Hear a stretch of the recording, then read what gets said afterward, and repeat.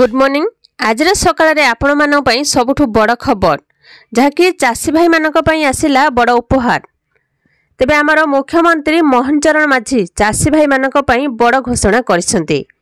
वर्तमान कृषक मानक आर्थिक दृष्टि सशक्त एवं शक्तिशाली करने पई अनेक शक्तिशाली योजना चली जार लाभ एवं कृषक भाई माने पाइबे। तेबे प्रधानमंत्री किसान योजना को नहीं आसिला एक बड़ घोषणा। तेबे आसंतु देखिबा कोन रही संपूर्ण खबर। वीडियो को लाइक करंतु, चैनल को जदि नुआ आछंती चैनल को सब्सक्राइब करी पाखर थिबा घंटी चिन्ह को दबाई ऑल सिलेक्ट करनियंतु।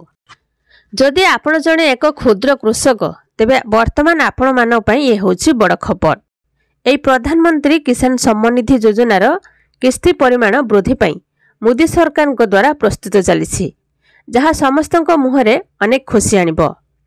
तेबे कह जाउछि जे 18तम किस्ती परिमाण वृद्धि करा जिवो। एथर पूर्ण बजेट रे सरकार एही बड़ निष्पत्ति नेबे बोली कह जाउछि। केंद्र सरकार को द्वारा एही प्रधानमंत्री किसान सम्मान निधि योजना अधीन रे किस्ती परिमाण सीधा सड़क 2000 रु 4000 टंका को वृद्धि करा जिवो। एहा परे आपण प्रति वर्ष 4000 टंकार 3टी किस्ती रे 12000 टंकार लाभ पाइबे। प्राय 12 कोटी परिवार वर्धित किस्तीर लाभ पाइबे बोली कह जाउछि। जुलाई 23 रे केंद्र सरकार पूर्व बजेट उपस्थापन करिवे जेउथिरे एही घोषणा करा जिवो। एही प्रधानमंत्री किसान योजना अधीन रे 34000 टंकार प्रत्येक हिताधिकारी को 17तम किस्तीर 2000 टंका ट्रांसफर करा जायछि। वर्तमान ए किस्ती परिमाण 4000 टंका को वृद्धि करा जिवो, जहा परे 18तम किस्तीर टंका आसिबो।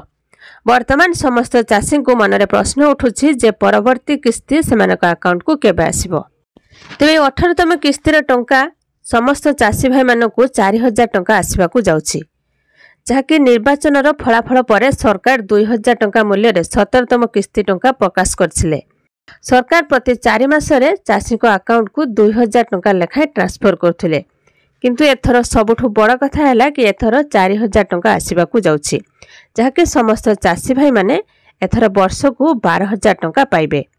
खूब शीघ्र समस्त चाषी भाई मानक 18तम किस्तीर टंका आसवाकू जाउछि। आपण माने ए प्रधानमंत्री किसान योजनार टंका पाउछंती कि नहीं कमेंट बॉक्स रे कमेंट करके जणेबे। आ वीडियो केउ जिल्ला देखुछंती कमेंट माध्यम रे कहिबे।